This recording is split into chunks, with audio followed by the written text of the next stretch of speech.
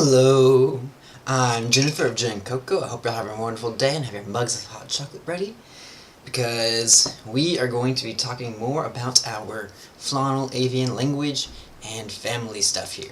So, let's dive right on in. Okay, so the title here in the comments, or the description, is a little bit of a misnomer. While off screen, I realized, I was on a roll with doing some reformatting and just getting everything set up, so I was like, let me just continue on and go ahead and just set up how we want our younger generations to look like. And I've pretty much finished, or at least pretty much came up with a basic format. It is very formulaic, for better or for worse. The only thing we have not solidified yet in this entire system is how you refer to spouses of various types. We have not really discussed that much at all, and I have not settled on any words in terms of feel right, because there's a couple questions I have to ask, or that I've been asking and trying to figure out. And one is, what's the likelihood that you would just use, or that one term would be used for all three types of spouses? So a Flaunal spouse, a male avian spouse, and a female avian spouse. So would one term get used for all three of them? Would there be the same term, or one term for the avian spouses and one term for the Flaunal spouse? Would there be is there three distinct terms, or is there some split between, like, say, Flaunal and the wife, or Flaunal and the husband? It's a question I haven't really been able to nail down yet. I feel like the most, if there's going to be any combination, it's either going to be a combination of the avian or a combination of all three.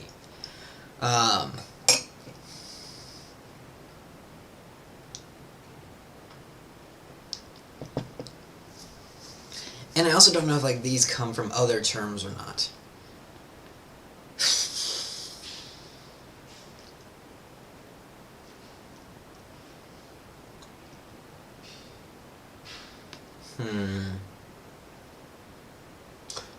Actually, I do know. The Flaunal term is at the very least going to be different from the avian one, regardless of whether the avian one's the same or not, because it's important to know which, in this culture, this family, it is important to know which Flaunal creatures you are related to by blood, and which ones you're related to by marriage. Particularly for Flaunal creatures to know that. And so the term would then sort of have a different meaning of, there might be two terms almost, one for in-family and one for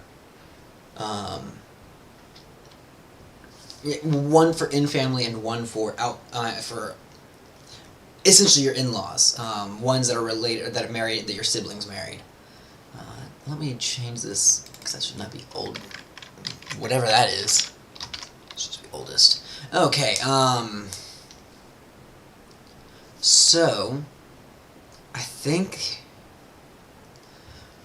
okay, so I don't think we're going to have two terms for different spouses. I think what we're going to have, or two different terms for Flaunal spouses, because I think what's going to happen is that as time moves on, the natural differences we have with how we distinguish people already are going to start to meld and will create their own unique terms. So I think that, yeah, we're going to have a term for Flaunal spouse, and we're going to have a term for just avian spouse, because I don't think there's a need to distinguish between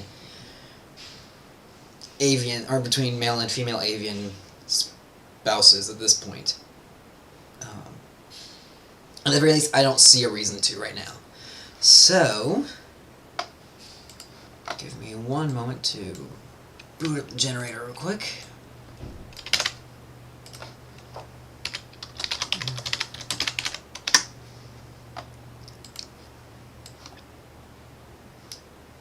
Also, you definitely can't see all that, because this was, there we are, you should be able to see that now. There we are, you can probably see what's happening better.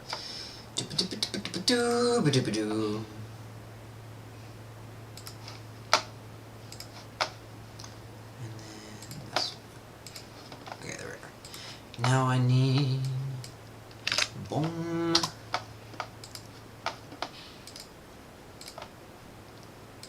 And then I just need to do this, copy this over. Okay.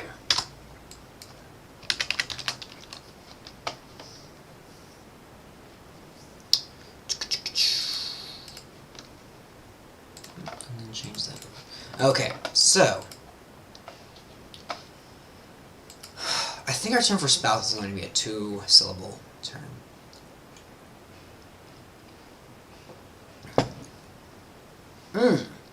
Actually, what would make sense is, okay, actually, I know what we're going to do here. Give me one moment, we're going to have, I think this is unused so far. Let me check that. Give me one moment, please. Yes, okay. So, I think what we're going to do, and this actually makes sense, is that we are going to use the same base term, but this will be where we have our difference will be having Flaunal versus Avian as part of our thing. So spouse, well, that would be spouse Flaunal technically, so that would not be correct there. That would be correct. Yeah, actually, I shouldn't put that there. Because these are going to have slightly different terms. Well, that is spouse Flaunal.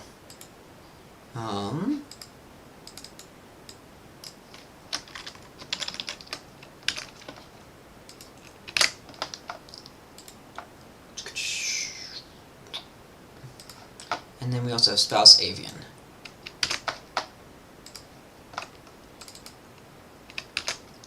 So we have pari, and pak-u. Pak-i. Yeah, pak-i.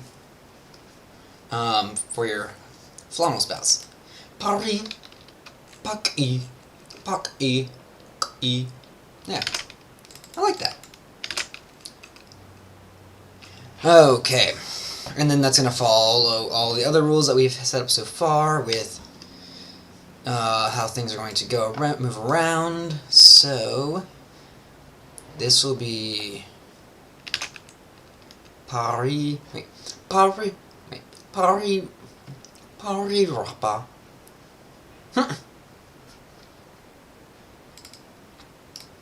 In other words, not quite your spouse.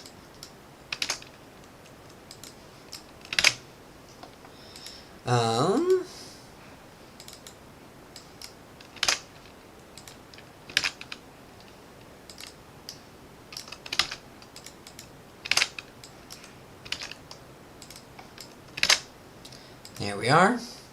And we have pak-i, pak-i, pak-i, pak-i rapa. Pari rapa. Pari rapa. Pak-i rapa. Yeah, I like that a lot. Also, the more we start talking this language, the more it's becoming natural for me to say, which I'm actually appreciating. Some of these words, I imagine, are still going to be mouthfuls. Like, also, if you look at this word over here, I've meshed everything together for the time being, just because I don't see, and we don't have I don't know if they would perceive this as one word or as multiple words, or how they perceive this yet. And we're at a point right now where there's no written language. But this is a mouthful to say just because of the length of it.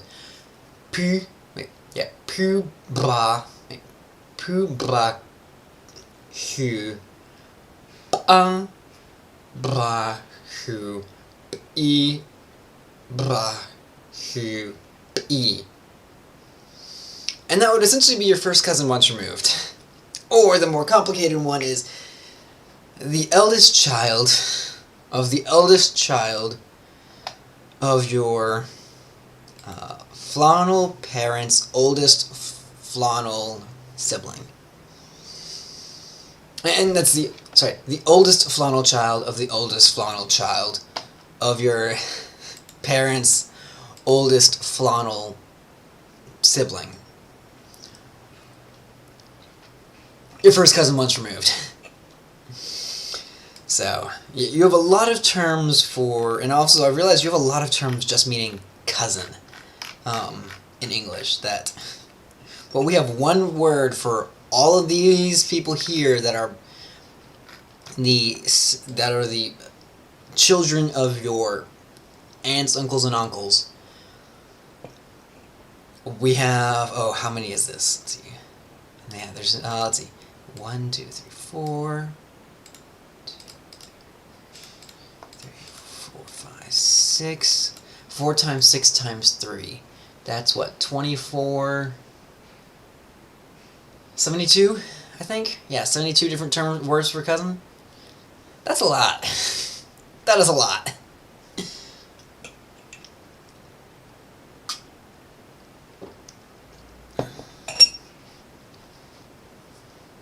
Okay.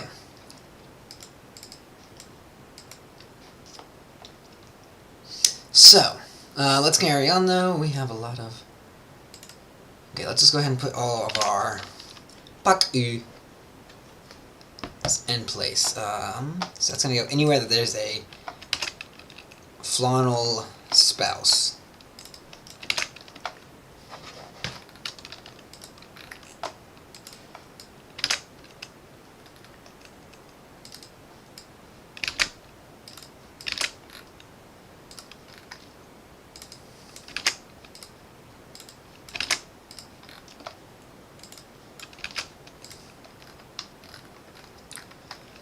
Okay, next we have...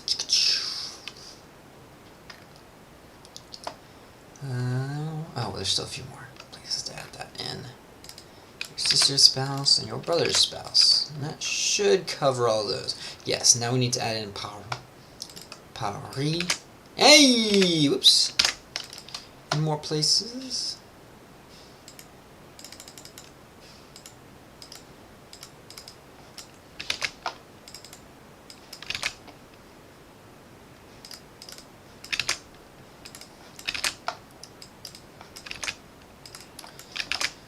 The boring part of this sometimes.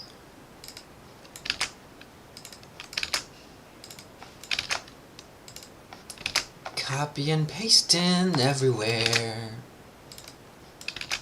But it is what it is.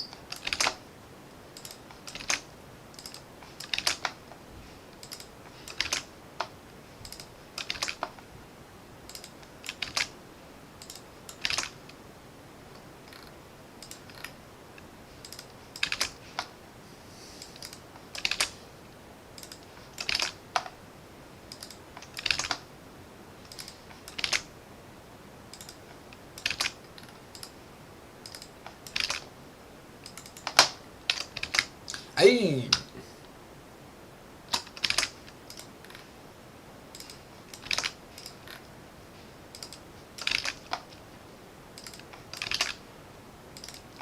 Mindless copy and paste. And then after this, it's just going to be a matter of adding in all the right terms to modify these in the correct spot.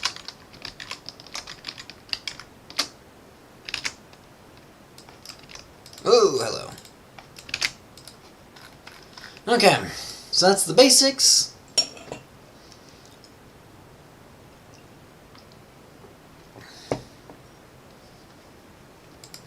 Now to make them accurate. So for everyone on this level,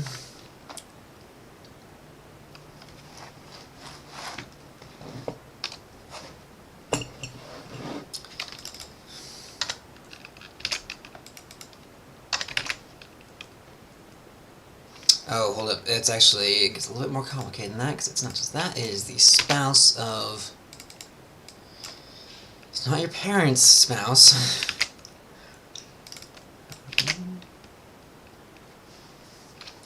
We gotta denote the actual relationship here.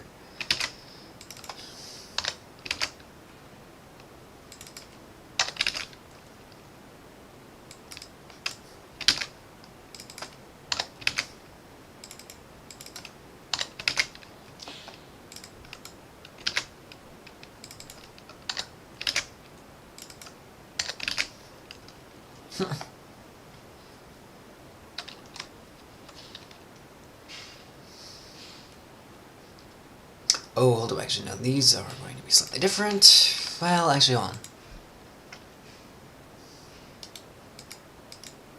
So this is not quite your parent, and then not quite your parent's spouse. Yeah, that makes more sense than not quite your spouse, because these are not quite your spouse. Ugh, that's so much.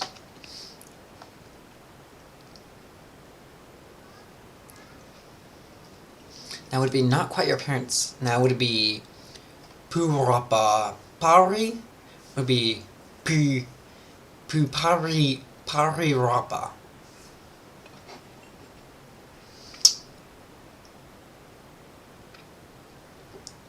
I think this makes more sense. Plus, it kind of changed up our Rapa pattern that we have going a little bit, which I kind of like. Okay.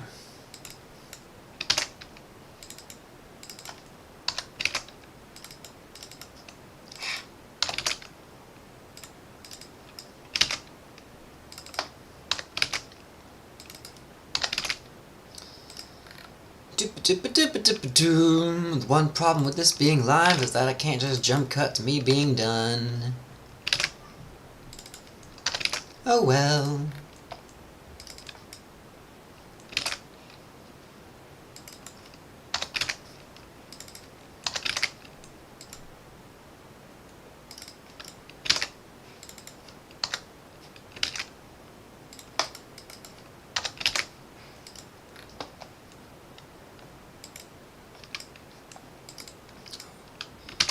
Europa.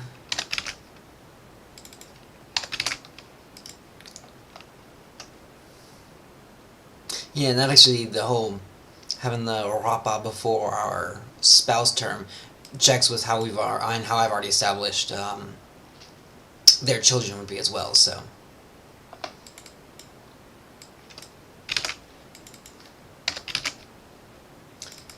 Para. Para. One thing I've always been curious about is I have 2 degrees, one in creative writing, which you can very much see me using right now, and the other in music, particularly composition. But one thing I've always been curious is how do tonal languages when people who speak tonal languages sing in their native language, do those languages account for tone in their song? And if so, how? Do they adjust the pitch slightly as they sing? Do they work with melodies that match or that complement or match the tone system here? Do they abandon tone entirely when they're singing and leave context to define for more definition? It's one thing I've always been very curious about, because there's always like the novice understanding of, oh hey, tonal languages, they make you sing while you speak them, which isn't quite accurate, but it does raise the interesting question of, oh my, here's a large word, sorry, but it does raise the interesting question of, I think at some point I want to at least explore how song looks in this language. And in order to do that, I would need to come up with ideas for... I would need to it would make sense for me to figure out how other tonal languages treat music.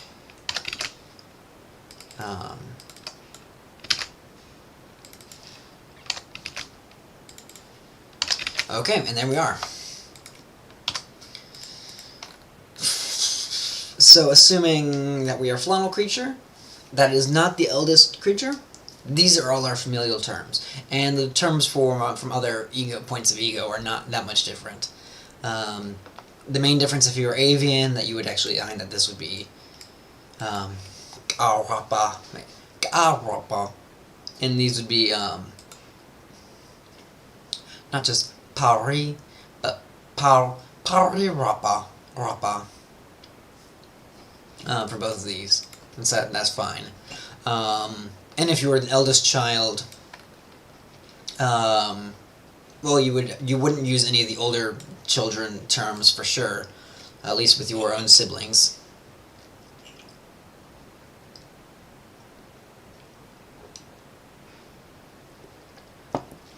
So, and you would pretty much, everyone else would be referred to in more or less the same way. Hello, hello, how are we doing today?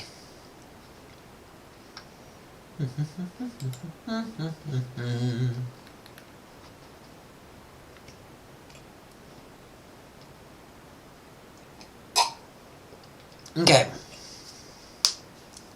So this establishes our basic familial terms, which is good. This is a good step forward. So, let's head back over to our lexicon here, our lexicon notes. Actually, not lexicon, language notes, sorry, wrong one. Because now we can finally create or work on that personal pronoun that we were having trouble with the other day. So if I go over here, we can actually come up with our high formal pronouns. Because now we have a term for that. There's a few things. So we know that brahu is our... It means one or head of household. So we know that. Question is, I think we'll just do flaunal will be, yeah, the word for flaunal will be the other part of that. So, let me copy that over.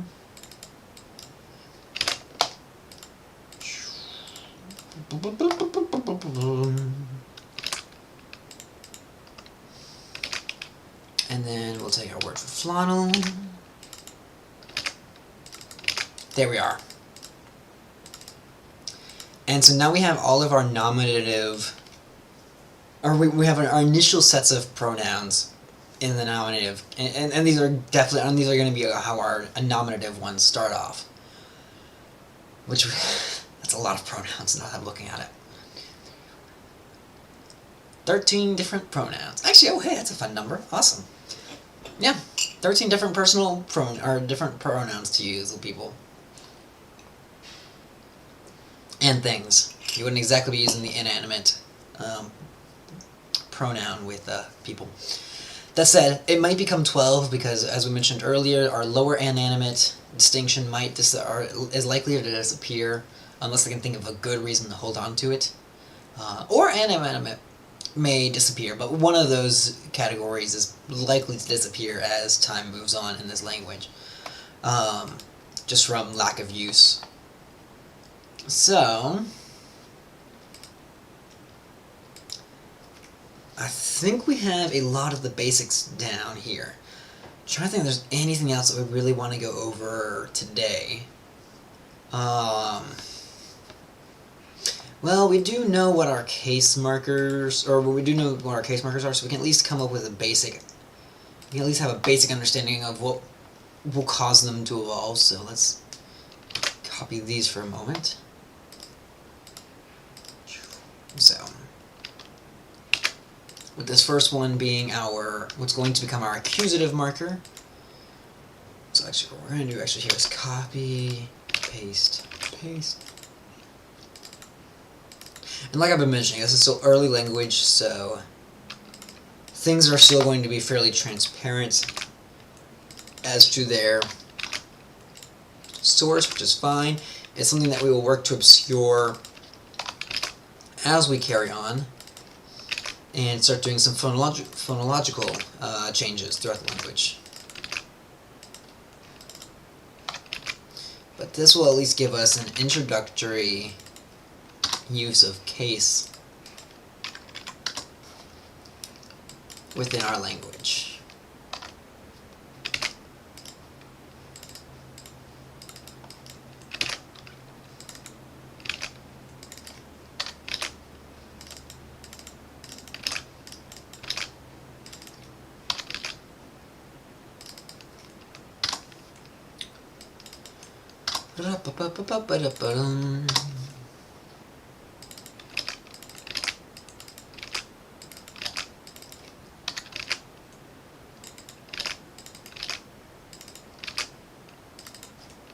Okay.